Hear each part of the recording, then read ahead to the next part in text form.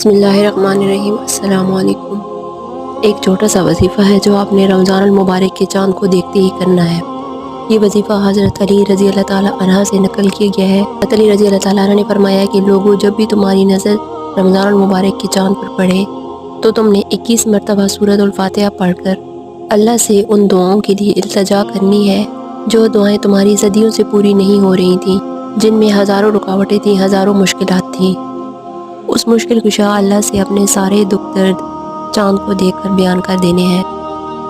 वो जो मसाइल हैं तुम बेहतर जानते हो और मेरे गैबों को जानने वाला बेशक अल्लाह बेहतर जानता है। और अपने सारे मसाइल सामने रखकर अल्लाह ताला से दुआ मांगनी है।